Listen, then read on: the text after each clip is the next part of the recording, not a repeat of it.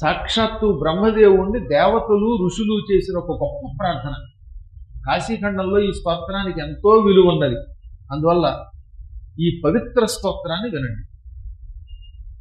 ఓం నమో హిరణ్య రూపాయ బ్రహ్మణే బ్రహ్మరూపిణే అవిజ్ఞాత స్వరూపాయ కైవల్యాయామృతాయ చ యన్న దేవా విజానంతి మమో యత్రాపి కుంఠితం నయత్ర వాక్ ప్రసరతి నమస్తస్మై చిదాత్మనే యోగినో యం హృదాకాశే ప్రణిధానేన నిశ్చలాః జ్యోతిరూపం ప్రపశ్యంతి తస్మై శ్రీ బ్రహ్మణే నమః.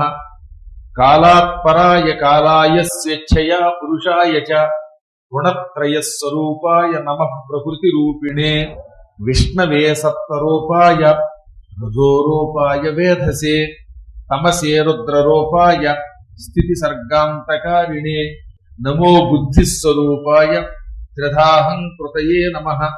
పంచతన్మాత్ర రూపాయ పంచకర్మేంద్రియాత్మనే నమో నమస్వరూపాయ పంచబుద్ధీంద్రియాత్మనే క్షిత్యాది పంచరూపాయ నమస్తే విషయాత్మనే నమో బ్రహ్మాండ రూపాయ తదంతర్వర్తినే నమః.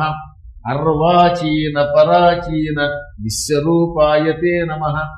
అనిత్య నిత్య రూపాయ సదసత్పతయే నమః.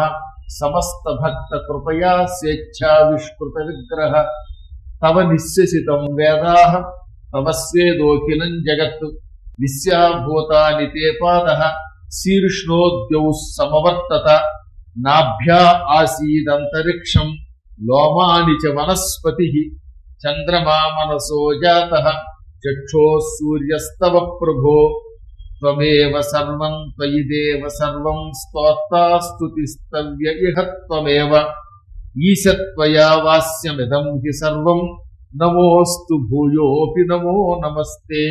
ఇవి మొత్తం 12 శ్లోకాలు. ఈ విధంగా స్తుతించగానే బ్రహ్మదేవుడు ఆనందపడ్డాడు, కళ్ళు విప్పాడు. దేవతలారా, మహర్షులారా, మీరు చేసిన స్తోత్రం చాలా అద్భుతమైనది. అది నా ఒక్కడికే కాదు, నాకు, విష్ణువునకు, శివుడికి పనికొస్తున్నాడు ఆయన. ఎంత గొప్ప విషయం అంటే ఈ స్తోత్రం నాకు పనికొస్తుంది, ఇదే స్తోత్రం విష్ణువునికి చెల్లుతుంది, ఇదే స్తోత్రం శివుడికి చెల్లుతుంది. ఈ స్తోత్రం చాలా గొప్పది. కొంచెం జాగ్రత్తగా ఉండవలసిన మాట. బ్రహ్మదేవుడు చెబుతున్న మాట. యః స్తోష్యత్యనయా స్తుత్యా శ్రద్ధావాన్ ప్రత్యహం శృతిః మాం వా హరం వా విష్ణుం వా తస్య తుష్టాః సదా వయం.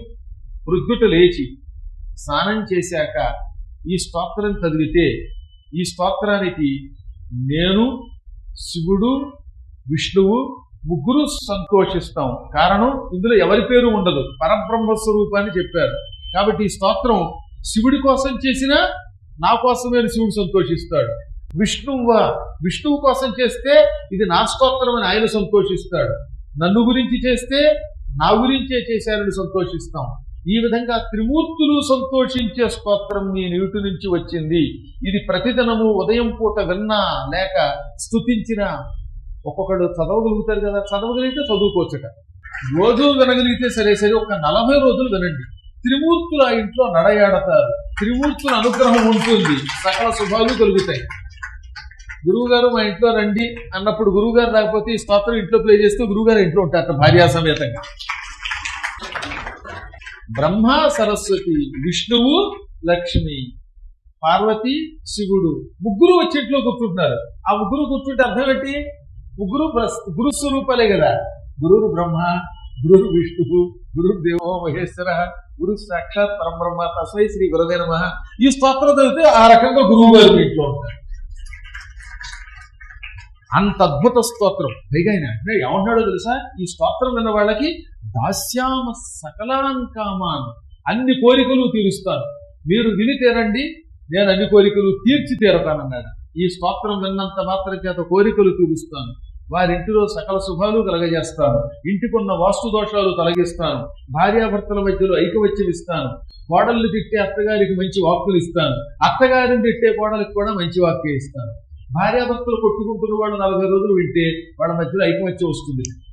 కాబట్టి భార్య కోపం వచ్చి భర్త దగ్గర నాకు కోపం వచ్చేసింది, నేను వీపులు బ్యాగ్ చేసుకుని వైజాగ్ వెళ్ళిపోతానన్నప్పుడు భర్త గారికి వింటే భార్య మీరు వెళ్ళమన్నా వెళ్ళనండి, నేను ఎప్పుడూ మీతోటే ఏలూరులోనే ఉంటానండి, లేక మీతోటే ఉప్పల్లో ఉంటానండి అంటూ. ఆ విధంగా తగాదా పడుతున్న భార్యాభర్తలు ఉంటే చెయ్యొద్దండి, బాగుండదులండి. మళ్ళీ రేపటి నుంచి అందరూ నవ్వుతారు. అందుకని అటువంటి వాళ్ళు రహస్యంగా ఇంటికి వెళ్ళి ఈ స్తోత్రం వినేయండి. అన్ని తపస్సులు చేయటం వల్ల, అన్ని తీర్థయాత్రలు చేయటం వల్ల వచ్చే ఫలితం ఈ స్తోత్రం వినడం వల్ల వస్తుంది. తస్మాత్ కాబట్టి సర్వ ప్రయత్నేన ఏ ప్రయత్నమైనా చేసి పఠితవ్యస్తవోత్తమ ఈ ఉత్తమ స్తోత్రం చదవాలి.